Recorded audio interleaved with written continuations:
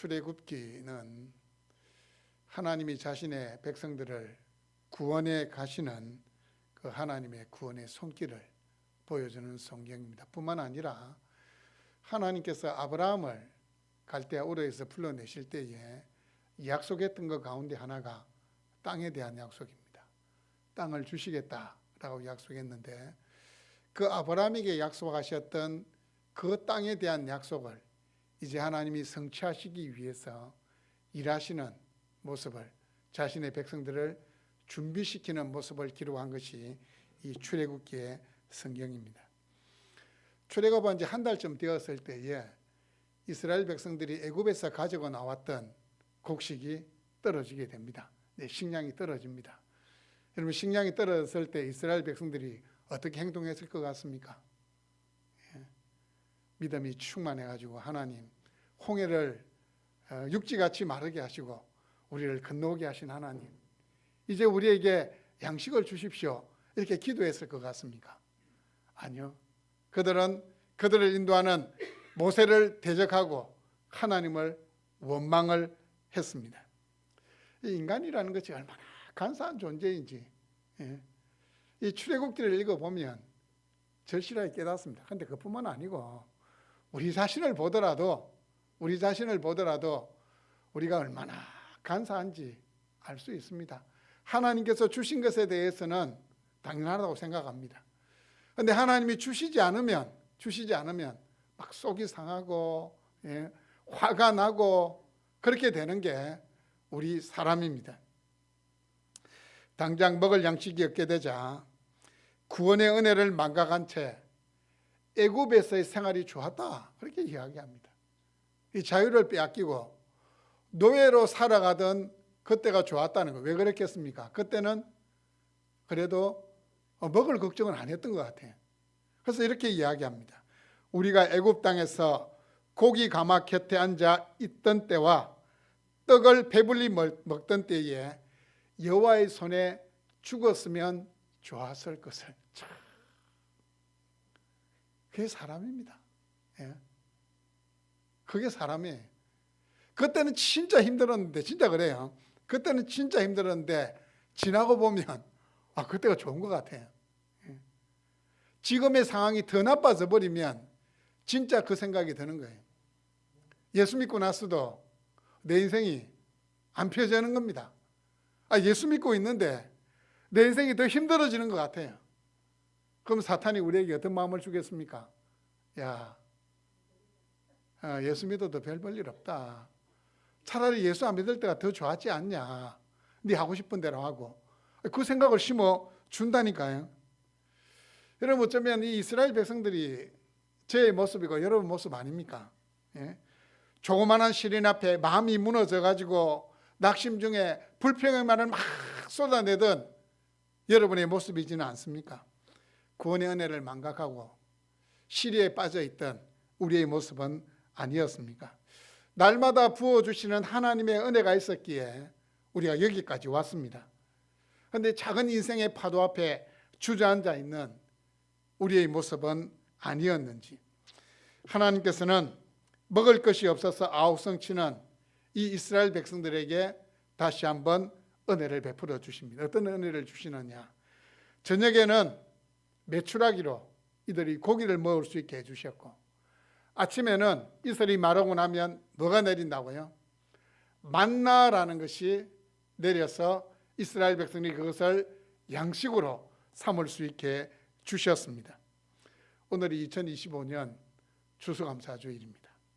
하나님께서 광야 생활 중에 있던 이스라엘 백성들에게 일용할 양식, 이 만나를 주셨는데, 이 하나님께서 이스라엘 백성들에게 주셨던 이 만나를 통해서 은혜를 나누기를 원합니다. 여러분, 만나라는 것의 뜻이 뭘까요? 만나, 뜻이 뭘까요? 만나라는 뜻은 무엇이냐는 뜻입니다. 무엇이냐? 아침에 자고 일어나니까 지면에 새하얗게 동글동글한 것들이 막 내려 있는데, 이것들을 하나님이 주어서 이제 양식을 삼으라니까 줬는데 이게 뭔지를 모르는 겁니다. 이게 뭔지를 모르는 거예요. 그래서 무엇이냐는 뜻이 바로 이 만나라는 뜻입니다. 그렇다면 이스라엘 백성들이 하나님께 주셨던 이 만나를 취해서 양식을 삼았는데, 이 오늘 본문은 우리에게 어떤 교훈을 하고 있을까요? 첫 번째는 이 만나는 어려울 때 주어졌다는 사실입니다. 여러분, 만나가 어떨 때 주어졌다고요? 어려울 때. 자, 분명히 기억하실 것은 이스라엘 백성들이 출애굽에서 홍해를 건너자마자 만나가 그들에게 주어졌던 것 아닙니다. 어떨 때 주어졌습니까? 그들이 애굽에서 가지고 나왔던 식량이 다 떨어졌을 때, 먹을 것이 없을 때. 여러분, 광야라는 곳은 농사를 지었거나 식량을 구할 수 있는, 음식을 구할 수 있는 환경이 아닙니다. 식량을 구할 수 없는 절박한 상황에 처하게 되었을 때에 그들에게 있어서 가장 어려운 순간에 뭐라고요? 하나님이 만나를 주셨다는 거예요. 이제는 더 이상 먹는 것마저도 해결할 수 없는, 자신의 힘으로 먹는 것마저도 해결할 수 없는 그 환경이 주어졌을 때에 하나님이 만나를 주셨다는 겁니다. 여러분, 대부분 그리스도인들이, 우리 예수 믿는 사람들이 언제 하나님의 은혜와 하나님의 기적을 체험합니까? 가장 어려울 때, 가장 공고할 때, 하나님 내 힘으로 안 됩니다 하고 붙잡고 있던 건 다 놓았을 때 어떻게 해요? 그때 하나님이 역사하시는 겁니다. 여러분, 기억하셔야 돼요. 하나님이 이스라엘 백성에게 주어서 먹게 했던 만나는 이스라엘 백성들이 가장 어려울 때 주어졌다는 사실을 기억해야 됩니다. 그래서 내 삶이 내가 생각할 때 참 힘들다, 어렵다, 내 힘으로 할 수 없다. 그때가 어떤 때라고요? 하나님이 일하실 때예요. 하나님이 은혜 주실 때예요. 기적의 하나님이 간섭하실 때입니다. 바로 그때가 하나님의 때인데 원망으로, 불평으로, 낙심으로 그 시간을 허비할 수 없잖아요. 신실하신 하나님이 나의 삶을 통해 역사하신다는 그 믿음으로 준비해야 합니다. 또 이 만나라는 것은 신학적으로 보면 우리 예수님을 예표합니다.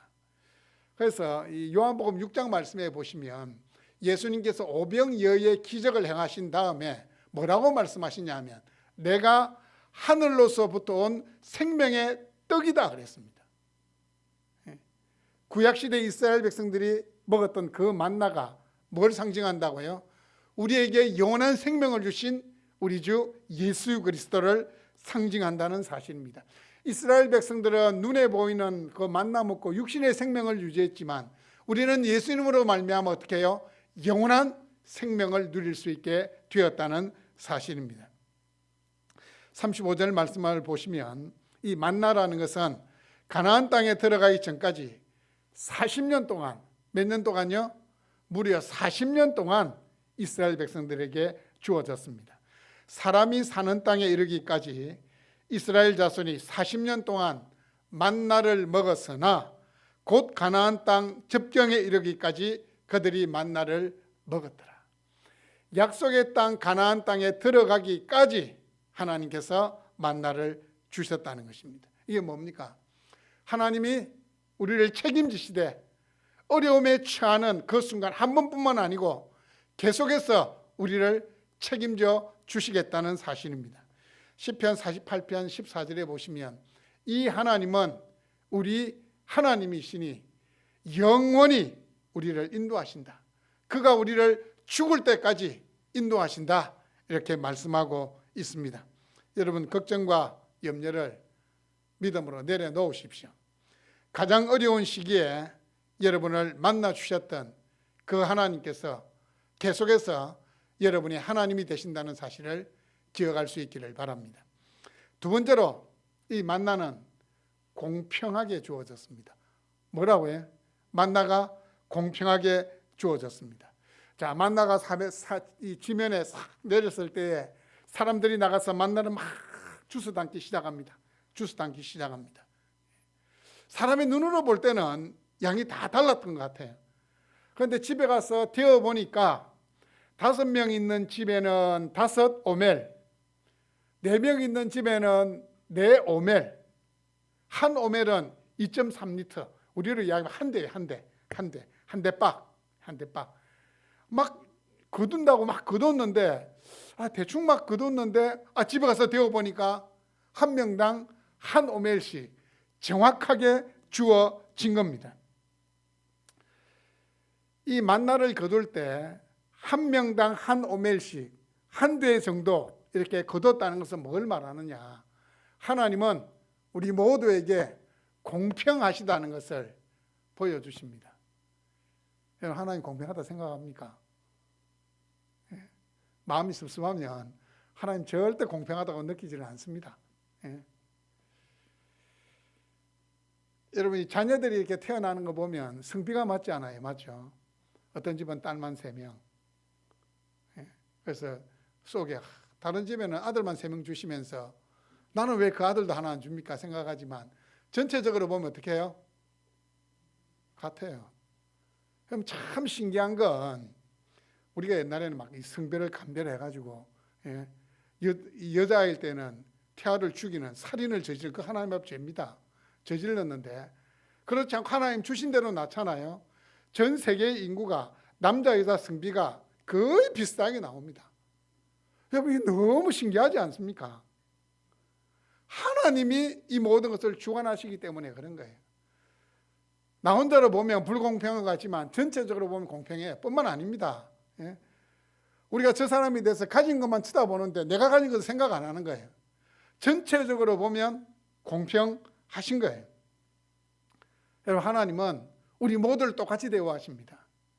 하늘에 보화가 있는데 그 보화를 내 것으로 취할 수 있는 것, 어떤 사람에게만 주신 것이 아닙니다. 그 하늘의 보화를 우리 모두가 취할 수 있도록 하나님은 우리 모두를 자신의 자녀 삼아 주신 거예요. 하나님의 자녀되는 특권을 우리에게 주셨다는 사실입니다. 여러분, 만나가 이스라엘 백성들에게 공평하게 주어진 것처럼 하나님의 은혜 보고 또한 우리 모두에게 공평하게 열려져 있다는 사실을 기억하셔야 돼요. 내 옆에 있는 사람이 기도해서 받았다면 우리도 기도하면 받을 수 있는 겁니다.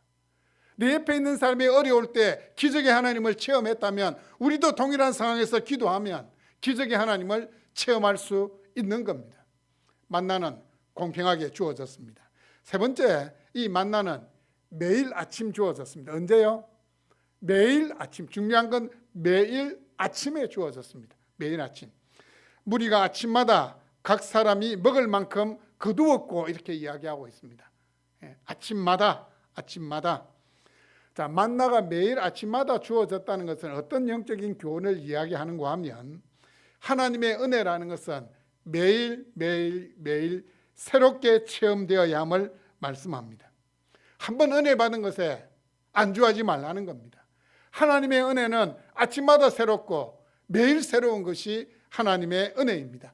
하나님의 은혜의 강은 넓고 넓어서 그 물은 이 세상에 있는 사람들이 먹고 마셔도 담이 없습니다. 신앙생활을 하다 보면 소위 말해서 타성해졌습니다. 어떤 타성해졌느냐?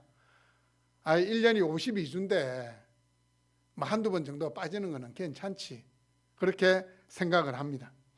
또 어떤 타성해졌냐면 과거에 매여가지고 나 옛날에 다 해봤다. 나도 옛날에 열심히 했다. 나도 과거에 뭐 했다. 그냥 과거에 한 것으로 안주하려고 합니다. 중요한 것은 우리 예수님께서 온 것은 양으로 생명을 얻게 하고 더 풍성히 얻게 하는 것. 다시 말하면 하나님이 우리에게 어제 은혜를 주셨으면 오늘과 내일 주실 은혜는 그것보다 더 크고 놀라운 은혜라는 사실입니다.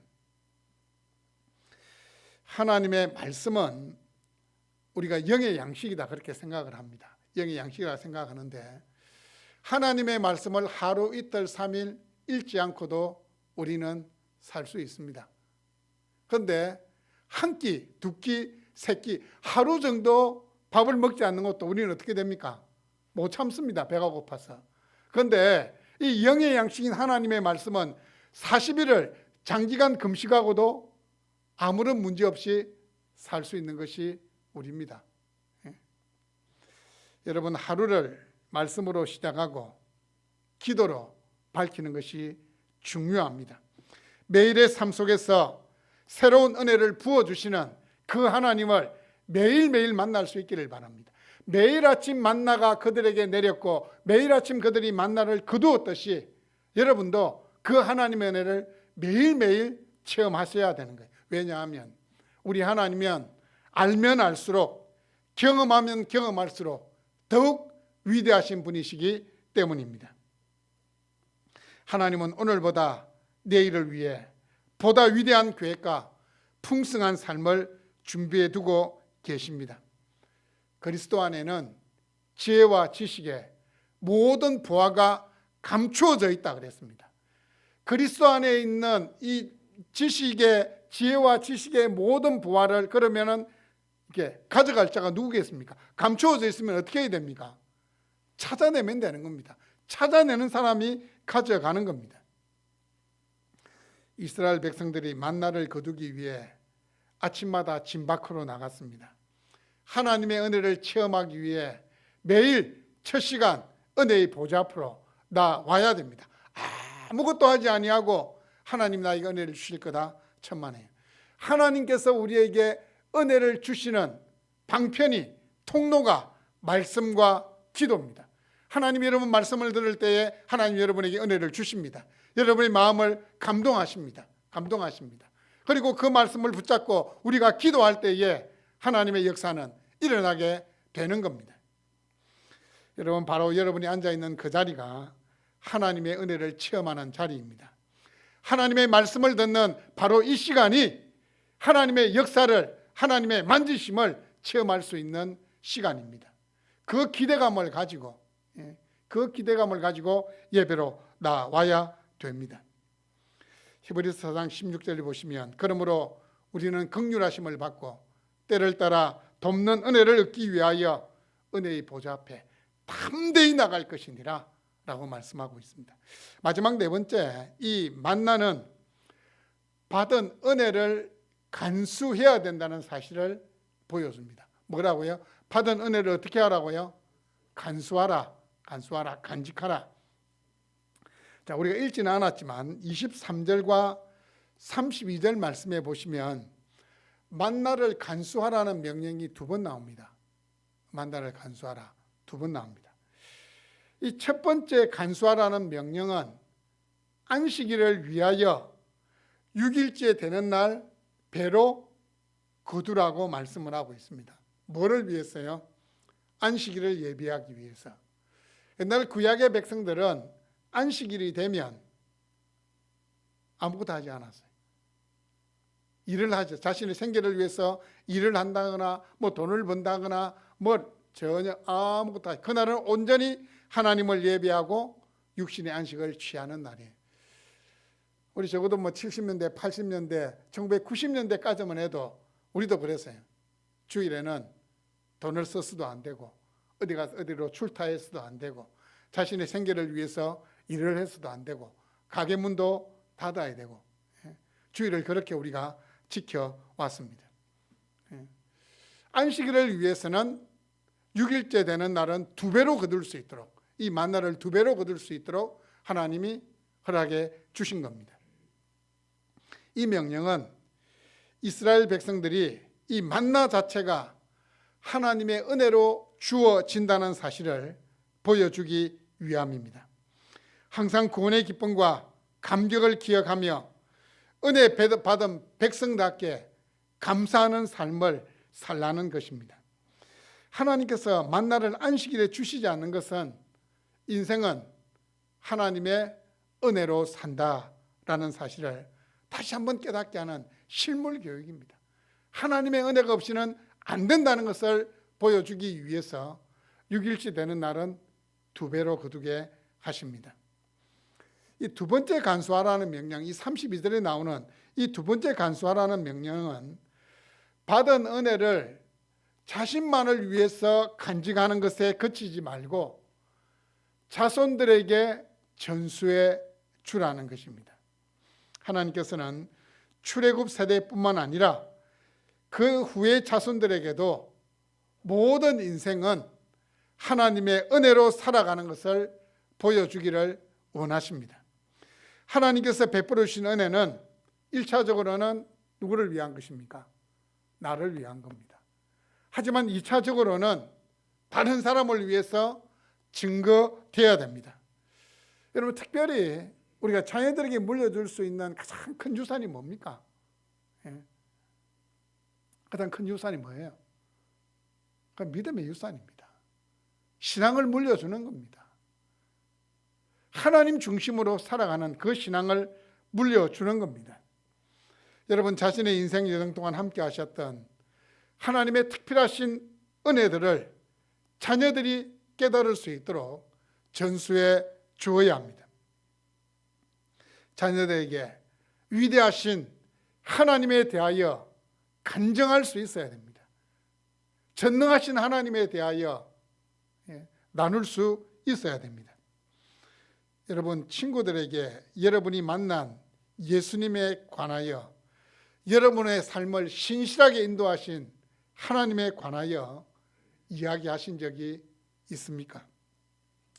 여러분은 은혜 받은 자녀답게 살아가고 있습니까? 만나는 이스라엘 백성들이 이 광야 생활 중 먹을 양식이 떨어졌던 가장 어려운 시기에 주어졌다는 사실을 기억하십시오. 여러분의 전 인생을 인도하시는 하나님께서 여러분이 가장 어려움을 당할 그 시기, 잡고 있던 모든 것이 다 끊어지는 그 시기에 하나님의 은혜가 임할 때라는 사실을 기억하십시오. 그리고 만나는 모든 백성들에게 공평하게 주어졌습니다. 하나님의 은혜는 모든 하나님의 자녀들에게 활짝 열려 있다는 사실을 기억하십시오. 그냥 이렇게 인터넷에서 아니면 교회에서 간증하시는 몇몇 분에게 하나님이 전능하신 하나님, 기적의 하나님이 아니라 우리 모두에게 하나님은 기적의 하나님이고 전능하신 하나님이고 역전의 하나님이라는 사실을 기억할 수 있기를 바랍니다. 그리고 만나는 매일 아침 주어졌습니다. 그 말은 과거의 은혜에 매이지 말고 새로운 은혜를 사모하라는 겁니다. 매일매일 새로운 하루가 시작될 때마다 하나님 앞에 기도함으로 시작하십시오. 하나님, 어제보다 더 놀라운 은혜를 주실 줄로 믿습니다. 오늘의 삶이 어제보다 더 풍성한 삶이 될 줄로 믿습니다. 그 기대하는 마음으로 오늘 하루 주어질 그 하나님의 은혜를 사모함으로 시작할 수 있기를 바랍니다. 뿐만 아니라 이 만나는 후세들을 위해서 간수하라 그랬습니다. 이 이스라엘 광야 생활 중에 이 최초의 이 법궤 안에는 만나가 들어있는 돌 항아리를 넣어두었습니다. 후대 백성들에게 우리가 광야 생활 중에 이 만나를 먹었다는 사실을 보여주기 위해서입니다. 마찬가지입니다. 여러분에게 역사하셨던 그 하나님, 여러분의 평생을 인도하셨던 그 신실하신 하나님에 대하여 다른 사람들에게, 신앙에 연약한 자들에게 전해줄 수 있기를 바랍니다. 그게 간증입니다. 다른 것 이야기하지 마시고 나를 통해 역사하셨던, 일하셨던, 나를 지금까지 인도하셨던 그 하나님에 대하여 말씀해 줄 수 있기를 바랍니다. 여러분, 이스라엘 백성들이 광야 40년을 전적인 하나님의 은혜로 살았듯이 비록 우리가 살아가는 시대는 최첨단의 시대입니다. 그럼에도 불구하고 인생은 하나님의 은혜로 살 수밖에 없습니다. 기억하십시오. 인생은 하나님의 은혜로 산다는 사실을 꼭 기억할 수 있기를 바랍니다.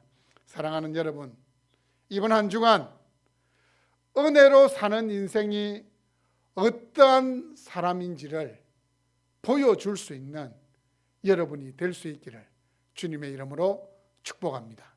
아멘.